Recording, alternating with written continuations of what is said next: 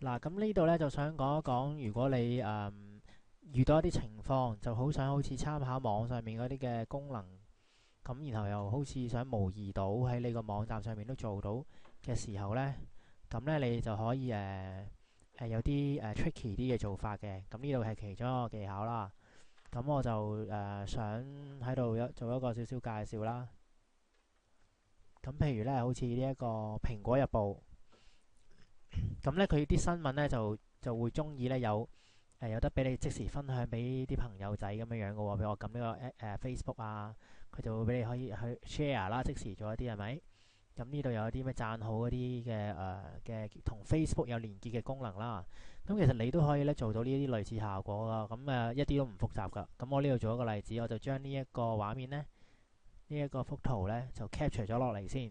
咁我就準備好咗幅圖啦。咁去翻 Zoomriver 入邊嗰個嘅頁面啦，你想將個幅圖插入去嘅地方呢，然後呢，喺右手邊呢個工具列入邊揀呢個 image，揀好咗 image 之後呢，你就攞翻頭先嗰幅圖啦。咁幅圖就喺呢度啦。好啦，咁OK，乜嘢唔需要理佢嘅。咁你見到幅圖入咗落去，你自己想擺放嘅位置之後呢，好簡單啫。呢度有一個好勁嘅技巧噶。譬如我想呢一個灰色呢一個Facebook 嘅連結呢個掣啦，有一啲我 click 落去嘅時候可以有一個連結嘅有啲效果嘅。咁我哋就喺呢一個掣入邊做一個超連結啦。咁我好簡單揀呢個 images 入邊左手邊有個小三角形嘅，撳一撳佢。咁你就會見到一個叫做 draw 乜嘢 hotspot 咁樣嘅。咁有分咩 rectangle 啊、oval 啊同埋 polygon 嘅。咁視乎你想畫啲咩形狀嘅啫。咁而家我就畫一個 rectangle 啦。咁我選取咗之後呢，咁你就可以咧喺幅圖入邊呢，喺呢一幅圖片入邊啊，就指定某一個位置。譬如而家呢個四四方方呢個框框啦。咁我就要指定呢一個位置咧，原來咧可以係一個超連結嚟嘅。咁你見到而家呢一度跨住咗粉藍色嘅地方啦，下邊呢個 property 呢度呢，我喺 link 呢一度呢，我就會輸入一個嘅超連結啦。咁為咗快速地做到呢，我就示範去連結去 Facebook 啦。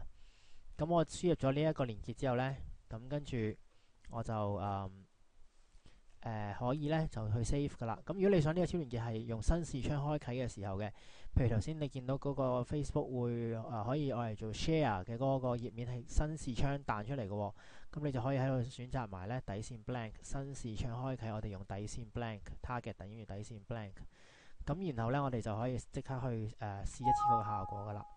咁我呢度 save changes to test 啦 save。好，咁你見到有一個咁樣嘅圖片 update 咗噶啦喎，我就 click 呢一個 Facebook 呢個圖案啦。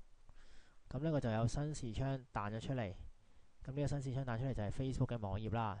咁就原來係咁樣做嘅啫喎。咁頭先你見到佢呢個蘋果日報佢嗰個效果係點樣呢？ click 出嚟係咪有呢一個版面啊？係咪有呢個版面啊？同樣道理，你另外做一個功能，做一個頁面係呢一個版面嚟嘅。同樣做一個頁面係呢一個版面嚟嘅。咁當你做呢個超連結嘅時候，咁呢一度呢，我哋就唔好用嗰個叫 Facebook 啦。譬如我另外嗰一頁啦，叫做share to Facebook，即係我意思係你自己已經準備好咗另一版叫做 share to Facebook 嘅一個頁面。咁當你一 click 嘅時候呢，就會打開嗰個頁面啦。咁然後呢，你就 save 佢啦。